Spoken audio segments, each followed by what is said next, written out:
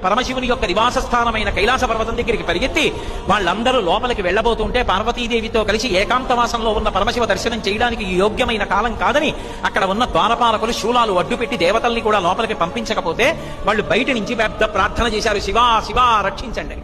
లోపల ఉన్నవాడు గబగబా బయటకు వచ్చాడు. ఏమిరా మీకేం ఆపదొచ్చిందని అడిగారా? మీరే బ్రహ్మ, మీరే విష్ణువు, మీరే శివుడు, మీరే సమస్త శబ్దములకు యోని, అటువంటి మహానుభావుడివి, సమస్త శక్తులు నిన్ను ఆశ్రయించి ఉంటాయి. ఈ జగత్ ఉత్పత్తి చేసినా నిలబెట్టినా ప్రళయం సృష్టించినా నీ వల్లనే సాధ్యం. ఆపద కలిగింది, ఆ హాలాహలం తరువుకొచ్చేస్తోంది, భయపడి పరిగెత్తుకొచ్చాం.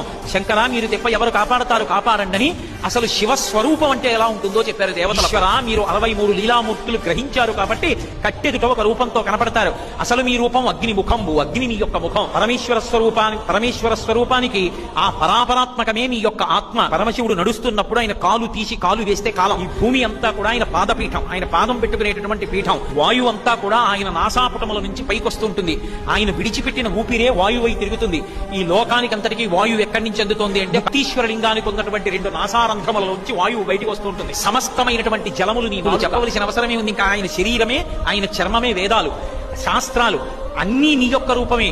నీ 5 ముఖాలే సమస్తమైనటువంటి ఉపనిషత్తులు. అటువంటి స్వరూపం కలిగినటువంటి ఓ పరమేశ్వరా, నువ్వు తప్ప ఎవరు ఈ హాలాహలాన్ని నిగ్రహించి మమ్మల్ని కాపాడగలరు? కాబట్టి నువ్వు పుచ్చుకో. ఎవరికైనా సరే లంపటం వదిలి